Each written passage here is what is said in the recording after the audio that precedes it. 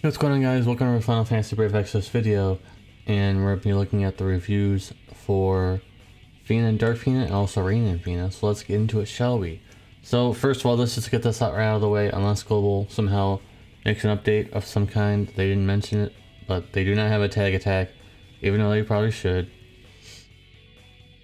Infinite turns, 20% earth damage boost to all allies, which is decent. There's other units that'll have the same thing in the future though.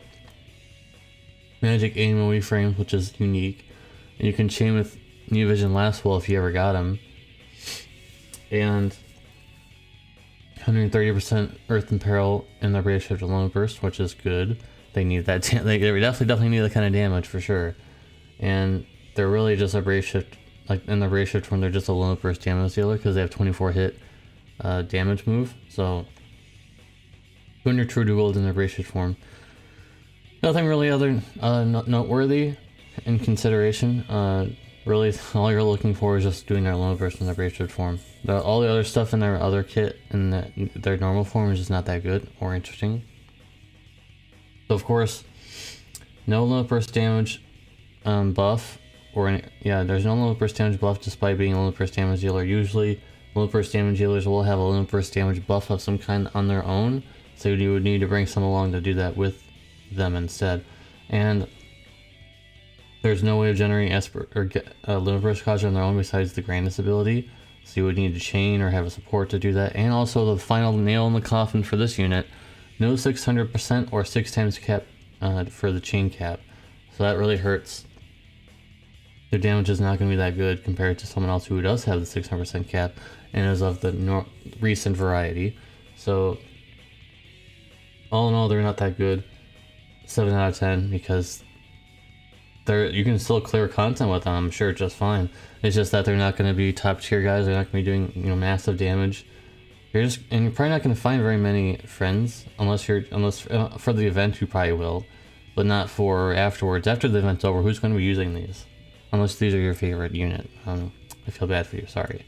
Anyways, moving on. We also have Rain and Fina. I feel like this review is going to be too short, so stay tuned. Even after the review, I'm going to go ahead and show off a build for Rain and Fina to how to build them, and we're going to talk about that in the same video here, guys. So make sure you tune into that.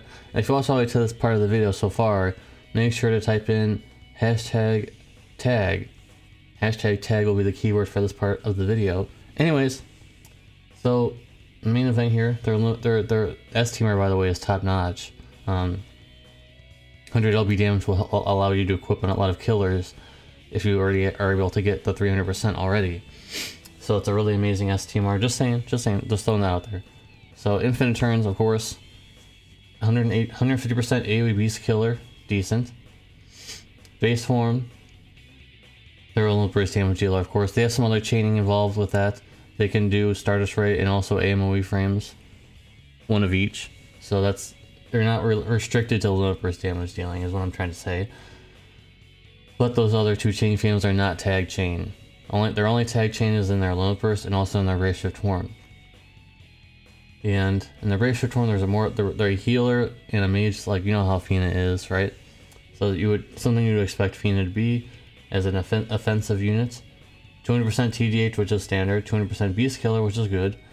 50% human killer, decent. And here is the biggest thing, guys. This is what makes the tag units really broken, and no pun intended. They do 70% damage against broken enemies, and not the break kind, like a breaker would do, like attack, magic, defense, and spirit break. Not that kind of break. The one when you get their break gauge down to 0, and it shows broken on the screen. That kind of broken damage. So, for example, Bahamut has a break gauge, and this unit does an insane amount of damage against Bahamut. So does someone else that'll be coming next week, just saying. And the Brave Shift Olympus is basically a reset button where they can revive all allies.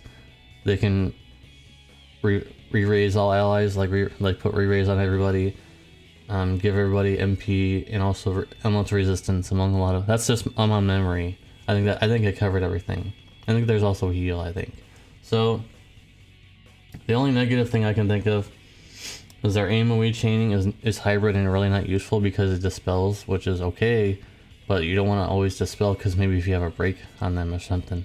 So the AoE frames are just not that good. You just don't worry about that. So overall, guys, I know a lot of people want my opinions on this, and I just think that last one Reagan are just better overall. I know I probably shouldn't be saying this because now you guys won't tune into the last one Reagan review, but I think honestly they slide ahead because their vision card is really amazing, and they just have more variety. Like you don't really want to use you don't want to use Braden and Fina's Brave Shift form that much because it's not that good. Well, the other tag team of the last one Reagan, you want to use both if you can.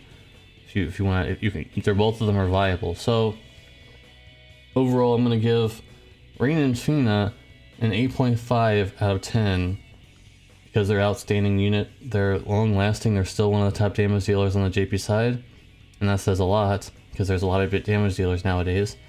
So 8.5 out of 10, guys. And now we're gonna go ahead and show off how to build Rain and Fina for you guys. So here we go with the physical build, the normal form or base form. So you want to go ahead and if you can get the rest team R. If you're not able to, of course, you can work towards getting it eventually because it really is that good. I don't usually say that about S team Rs that often, but yes, this is very good.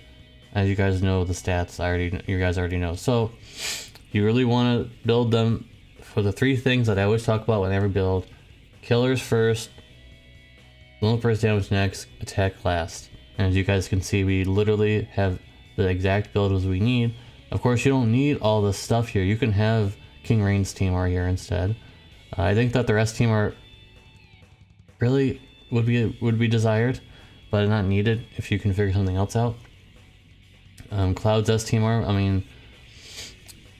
Cloud's S team R is very good. The new Vision version, not the sword. This is, of course, because it's 200% TDH makes it so it's not as awkward.